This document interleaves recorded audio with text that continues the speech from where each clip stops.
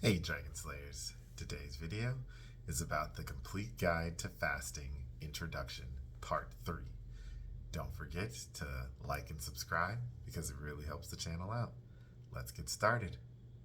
So insulin and type 2 diabetes.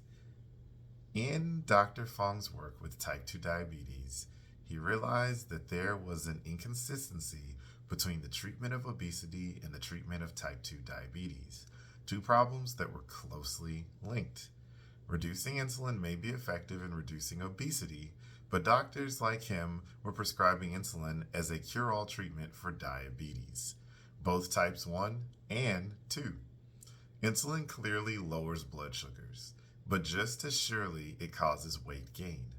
Dr. Fong finally realized that the answer was really quite simple. You were treating with the wrong thing. Type 1 diabetes is an entirely different problem than type 2. In type 1 diabetes, the body's own immune system destroys the insulin-producing cells in the pancreas. The resulting low insulin level leads to high blood sugar. Therefore, since insulin levels are low to begin with, it makes sense to treat the problem with supplemental insulin. And sure enough, it works. In type 2 diabetes, however, insulin levels are not low but high, very high. Blood sugar is elevated not because the body can't make insulin, but because it's become resistant to insulin's effects. It doesn't let insulin do its job. By prescribing more insulin to treat type 2 diabetes, we were not treating the underlying cause of high blood sugar, which is insulin resistance.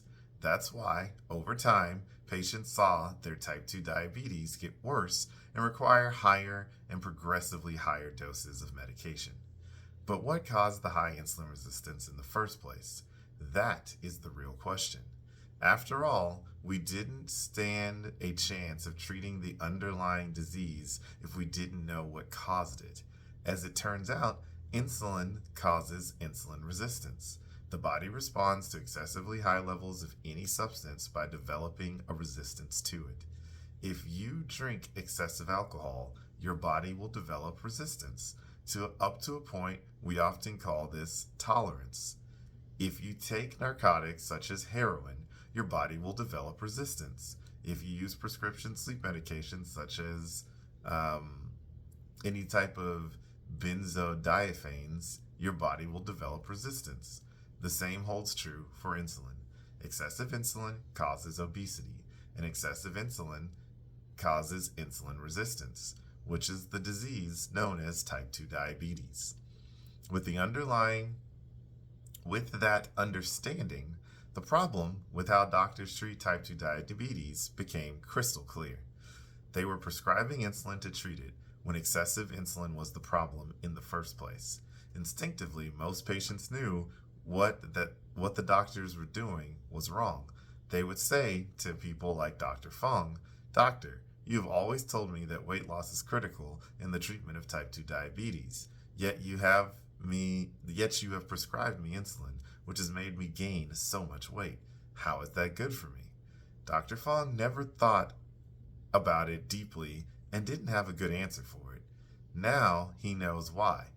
That the patients were absolutely right. It wasn't good for them. As patients took insulin, they gained weight, and when they did, their type 2 diabetes got worse, demanding more insulin, and the cycle repeated. They took more insulin, they gained more weight, and as they gained more weight, they needed more insulin. It was a classic vicious cycle. Doctors had been treating type 2 diabetes exactly wrong. With the proper treatment, it is a curable disease. Type 2 diabetes, like obesity, is a disease of too much insulin.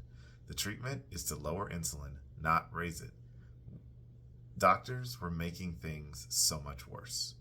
They were fighting fire with gasoline. Dr. Fong needed to help his obesity and type 2 diabetes patients by lowering their insulin levels. But what was the best approach? Certainly, there were no medications to do it. There are surgical options that help, such as bariatric surgery, commonly called stomach stapling, but they are highly invasive and have many irreversible side effects. The only feasible treatment left was dietary, reducing insulin levels by changing eating habits. In 2012, Dr. Fong established the Intensive Dietary Management Program, which was a unique focus on diet as a treatment for the twin problems of obesity and type 2 diabetes. At first, Dr. Fong prescribed low and very low carbohydrate diets, since refined carbohydrates highly stimulate insulin. Reducing those carbohydrates should have an effective method at lowering insulin. Dr. Fong gave his patients lengthy sessions of dietary advice. He reviewed their food choices, he begged, he pleaded, he cajoled.